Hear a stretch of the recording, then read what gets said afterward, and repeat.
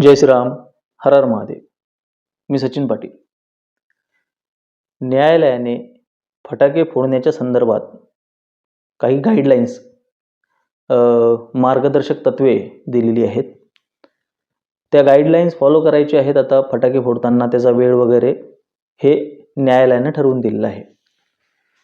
एखाद्या फटाके बनवताना त्यामध्ये एखादा असा पदार्थ वापरला जातोय की ज्याच्यामुळे पर्यावरणाची हानी होते, म्हणून तो पदार्थ असलेले फटाके बनवण्यावर बंदी, इथपर्यंत मी समजू शकतो. पण सरसकट सगळ्यांनीच किती वेळ फटाके वाजवायचे, फटाके फोडायचे आणि हे न्यायालयाने ठरवायचं. विचार करण्याची बाब आहे. जे मी नेहमीच म्हणतो की मला समस्या याच्यावर नाही आहे की फटाके फोडण्यावर बंदी आहे किंवा काही लोक फटाके फोडण्याच्या विरोधात आहेत. समस्या ही नाही आहे. समस्या ही पण नाही आहे की बाबा हे हिंदू सणांच्यावरच का बंधनं आणतात की बाबा होळीलाच पाणी वापरू नका, होळीच्या वेळेसच सगळ्यात जास्त पाण्याचा लॉस होतोय, किंवा दिवाळीमुळे जे आहे वायू प्रदूषण होत आहे, किंवा इतर काही सणांच्या वेळेस काही वेगवेगळे जे आपल्या फक्त हिंदू सणांच्याच मुळे ज्या पद्धतीने पर्यावरणाचं संतुलन बिघडतंय. समस्या ही पण नाही आहे. किंवा समस्या ही पण नाही आहे की बाबा ईदला इतके जनावरं कापल्या जातात किंवा इतकं जास्त तिथे जलप्रदूषण होत आहे, त्याच्यावर सरकार बोलत नाही आहे, किंवा इतर सणांच्या विषयी न्यायालय भाष्य करत नाही आहे, कोणीही भाष्य करत नाही आहे. हे NGOज वगैरे हे जेही संस्था काम करतात हे बोलत नाही आहेत. समस्या ही आहे की जागृती ज्या गोष्टींमध्ये करायला पाहिजे त्या गोष्टींमध्ये तुम्ही कायदे करताय, आणि ज्या गोष्टींसाठी कायदे करायला हवेत, जसं की पर्यावरणाच्या बाबतीत तुम्हाला जर का खरोखर चिंता असेल तर पर्यावरणाच्या बाबतीत फक्त हे फटाकेच हे कारणीभूत असतात का? इतर वेळी जेही आपल्या देशामध्ये प्रदूषणाला कारणीभूत जे घटक आहेत त्याच्यासाठी आपण काय करतोय? गंगा ही परमपवित्र नदी आहे. त्या परमपवित्र नदीच्या मध्ये जे पोल्युशन होतंय, त्या परमपवित्र नदीमध्ये जेही प्रदूषण होतंय, आजवर सगळ्यांचा समज असा आहे की तिथे लोक जाऊन जे पाप धुतात वगैरे, किंवा जाऊन आंघोळ करतात, किंवा तिथे जे घाट बांधलेले आहेत, बरीच लोक म्हणतात त्या घाटावर जे संख्या वाढल्यामुळे, तिथे लोकांची आंघोळ करणाऱ्यांची संख्या वाढल्यामुळे गंगा अपवित्र झालेली आहे, गढूळ झालेली आहे, असं चित्र उभं केलं जाते. गोदावरीचा घाट असो, गंगेचा घाट असो, अशा ठिकाणी. पण ह्या गंगेमध्ये, ह्या गोदावरीमध्ये, या यमुनेमध्ये, ह्या कृष्णेमध्ये, कोयनेत, ह्या सगळ्या नद्यांमध्ये ज्या पद्धतीने इंडस्ट्रीमधून, कारखान्यांमधून येणारं जे दूषित पाणी सोडलं जातं त्याच्यावर कधी कोणी भाष्य करताना आपल्याला दिसत नाही. मोठमोठ्या नद्यांची पात्र आटत आहेत. आपल्या देशामध्ये जमीन, जी मृदा म्हणतो आपण, ती मृदा मृतवत होत आहे. पर्यावरणाचा ऱ्हास झपाट्यानं होत आहे. रासायनिक खतांचा जितका अधिक वापर होत आहे, त्या रासायनिक खतांच्या वापरामुळे सुद्धा जमिनीची नापिकी वाढत आहे, ती इन्फर्टाईल होत आहे. हजारो समस्या आपल्या आजूबाजूला असताना जेव्हा न्यायालय अशा पद्धतीचा सणांच्या मध्ये ढवळाढवळ करतात, तेव्हा मात्र जीवावर येते. आज जेवढेही लोक, ही दुटप्पी लोक ही पर्यावरणावर जी भाषणं देत आहेत, ताटामध्ये अर्ध अन्न उष्ट ठेवणारी लोक, दारूच्या पार्ट्या झोडणारी लोक, तुम्हाला माहित आहे का की 1 लिटर विस्की बनवण्यासाठी किती पाणी वापरलं जातं? तुम्ही गुगल करा, तुम्ही एखाद्या जाणकाराला विचारा, किती लिटर पाणी वापरलं जातं. ही जर संख्या तुम्ही बघितली तर तुम्ही अवाक राहाल. कधी कुठलाही सेलिब्रिटी येऊन की 1 लिटर विस्कीसाठी इतकं जास्त पाणी वापरलं जातंय, 1 लिटर विस्की पोटात गेल्यानंतर त्याचे इतके दुष्परिणाम होत आहेत, म्हणून कुणी दारू पिऊ नका यावर ध्यान देताना आपल्याला दिसत नाही.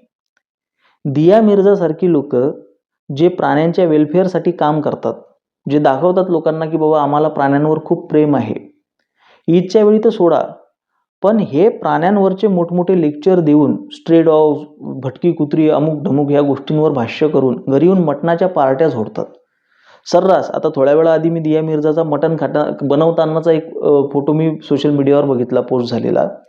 म्हणजे कुत्रा हा प्राणी आहे आणि बकरी काय आहे, गाय काय आहे, हे कोण आहेत? यांना खायचा अधिकार तुम्हाला कोणी दिला? कुत्र्याच्या बद्दल तुम्हाला जे प्रेम आहे, हे जे प्रचंड दुटप्पीपणा, हा तुम्ही आणता कुठून नेमका? हा सगळ्यात मोठा प्रश्न आहे. पर्यावरणावर भाष्य करणारे लोक जे बिस्लेरीचं पाणी पितात, एक बॉटल आपल्याला जे प्युअर हे जे पाणी असतं ज्याला म्हणतो आपण फिल्टर वॉटर किंवा RO च्या द्वारे बनवलेलं पाणी, आज ROवर तुम्ही जर का रिसर्च केले, जे TDSवर जर का रिसर्च केले, तर तुम्ही एका सर्टन TDSच्या बाहेर तुम्हाला RO वापरायची गरज नाही आहे, जर का जमिनीमध्ये तुमचे लीड नसेल तर. विज्ञानाच्या नावावर आपल्याला जे मूर्ख बनवून आपल्याकडून जो पर्यावरणाचा ऱ्हास केला जातोय, किती सारे असे हाऊसहोल्ड अप्लायन्सेस आहेत की ज्याच्या वापरामुळे पर्यावरणाचं नुकसान होतं. त्याहीपेक्षा महत्त्वाची गोष्ट म्हणजे ही जी लोक तमाम हे जे NGOज वाली लोक आहेत, हे स्वतः एका ठिकाणी जायला स्वतः एकटा एक कार घेऊन तो माणूस येतो आणि तिथं तो पर्यावरणावर लेक्चर देऊन जातो. तू स्वतः पब्लिक ट्रान्सपोर्ट का वापरत नाहीस रे? किंवा एका कारमध्ये तुम्ही स्वतः 3-4 लोक मिळून का येत नाहीये? स्वतः इतके जास्त रिसोर्सेस वापरायचे, स्वतः इतकं जास्त रिसोर्सेसचा, इतक्या स्त्रोतांचा इतका जास्त उपयोग करायचा, वापर करून घ्यायचा, काय की आमच्याकडे पैसा आहे आणि त्याद्वारे मग आम्ही इतरांना ज्ञान पाजणार, इतरांना आम्ही अक्कल शिकवणार. न्यायालयाने एक गोष्ट लक्षात घ्यावी की ज्या गोष्टीमध्ये जागृतीची गरज आहे, फटाके फोडणे आणि दिवाळी याचा जर का आपण सांगड घालण्याचा प्रयत्न केला, तर एका माफक मर्यादेमध्ये फटाके फोडणे याच्यासाठी जागृती ही धर्ममार्तंडांनी करायची असते. हे जे न्यायालय प्रत्येक गोष्टीत धर्माच्या बाबतीत ढवळाढवळ करतंय, हे खूप चुकीची गोष्ट आहे.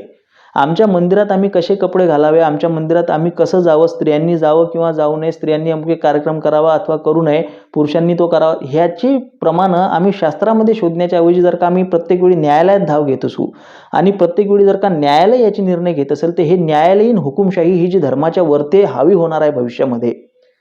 न्यायालय ठरवतील तुम्ही तुमच्या धर्माचं कसं पालन करायचं, न्यायालय ठरवतील तुम्ही किती पंत्या जाळायचे, न्यायालय ठरवणार तुम्ही किती दिवे लावायचे, न्यायालय ठरवणार की तुम्ही कशा पद्धतीची पूजा करावी.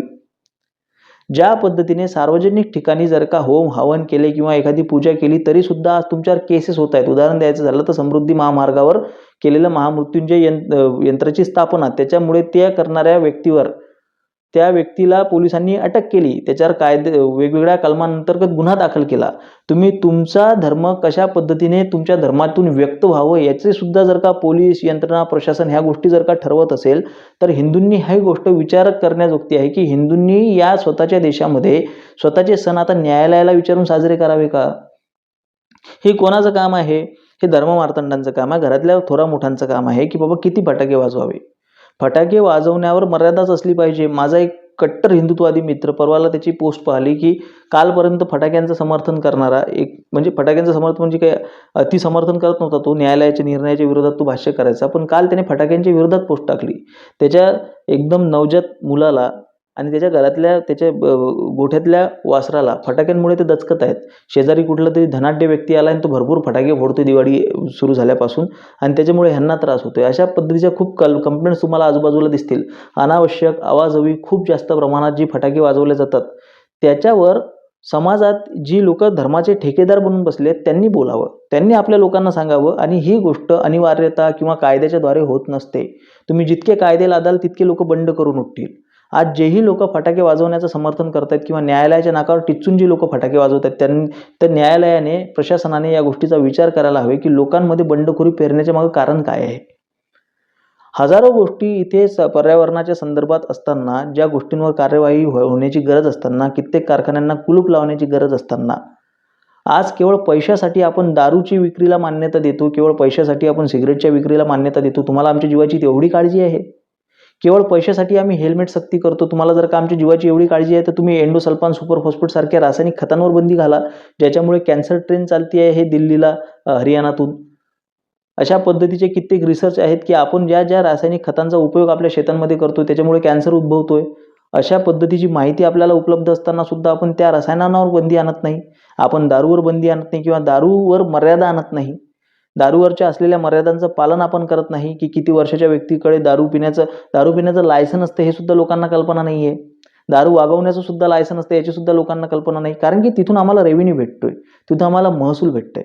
जिथे जिथे सरकारला महसूल भेटतोय आणि जिथे जिथे त्या सरकारला त्याचा फायदा दिसतोय. दिवाळी काय एकदा येते आहे, फटाक्यातून असा किती महसूल भेटणार आहे. आणि हा जो नसता शहाणपणा या लोकांना सुचतोय की बाबा याच्यावर बंदी घाला, त्याच्यावर बंदी घाला, त्यांना सुद्धा कल्पना आहे की बंदी घालून काय होणार आहे, काळा बाजारच वाढणार आहे, भ्रष्टाचारच वाढणार आहे. फटाक्यांवर बंदी घालायची, मग फटाके कंपनीने फटाके तरी सुद्धा विकायचे, पोलिसांचे हप्ते बांधून द्यायचे आणि त्याच्यातून अधिकही जास्त भ्रष्टाचार. फटाक्यांवर बंदी याचा अर्थ किंवा फटाके वाजवण्यावर बंदी. आता पुढे काय होईल? भविष्यामध्ये पोलीस फिरतील, जसे कोरोना काळात फिरले होते. फटाके वाजवताना कोणी दिसला त्याला पकडतील, 500 रुपये त्याच्यापासून घ्यायचे, त्याला सोडून द्यायचं. ह्या अशा पद्धतीने आमच्या जर का समाजामध्ये काम होत असेल, तुम्हाला खरोखर पर्यावरणाची काळजी आहे की तुम्हाला स्वतःचा महसूल वाढवायचा आहे की स्वतःची इमेज स्वच्छ ठेवायची आहे की कोणाच्या गुडबुकमध्ये राहायचं आहे, याचा सगळ्यांचा विचार झाला पाहिजे. ही जागृतीची बाब आहे. समाजामध्ये या संदर्भातली जागृती पसरली पाहिजे आणि ते धर्माच्या अधिकारी व्यक्तींकडून पसरवल्या गेली पाहिजे. या गोष्टींवर, या बाबीवर कोण भाष्य करावं? पूर्वीचे शंकराचार्य निश्चलानंद सरस्वतींनी सांगावं लोकांना. ज्योतिर्मठाचे अविमुक्तेश्वरानंदांनी अविमुक्तेश्वरांनी सांगायचं लोकांना की बाबा कशा पद्धतीने. आमच्या वारकऱ्यांनी सांगावं, अधिकारी व्यक्तींनी सांगावं की बाबा हा आपल्या याचा भाग नाही, पंत्या लावा, दीप प्रज्वलित करा, माफक प्रमाणात फटाके फोडा. तेव्हा लोक त्यांच्या म्हटलं ऐकतील. तेव्हा लोक म्हणतील की हो, हा उत्साहाचा, आनंदाचा, भरभराटीचा उत्सव आहे. लक्ष्मीचं पूजन आपण केलं जातो. हा उन्मादाचा उत्सव नाही आहे. उन्माद हा हिंदू सणांचा कधीच भाग नव्हता. उन्माद करणे, रस्त्यावर उतरणे, नारे देणे, घोषणा करणे, नाचणे, आचकट विचकट हावभाव करणे हा कधीच हिंदू परंपरेचा भाग नव्हता आणि राहणारही नाही. हे आमच्या धर्माच्या धर्ममार्तंडांनी आमच्या लोकांना सांगितल्यानंतर काही प्रमाणात त्याचा फरक पडेल. पण न्यायालयाने अशा पद्धतीची अनिवार्यता करून समाजामध्ये तुम्ही केवळ विद्वेष पेरत आहात, समाजाला तुम्ही विद्रोह करण्यासाठी प्रवृत्त करत आहात. त्या विद्रोहाचा फायदा सुद्धा परत तुम्हीच घेणार आहात. तर अशा पद्धतीची चुकीच्या पद्धतीने धर्मामध्ये जी ढवळाढवळ चाललेली आहे प्रशासनाची, न्यायालयाची, ही बंद झाली पाहिजे, थांबली पाहिजे. याला कुठेतरी आळा बसला पाहिजे. आणि त्याच न्यायालयाने मी सांगितलेल्या ह्या ज्या इतर बाबी आहेत, अशा हजारो बाबी आहेत.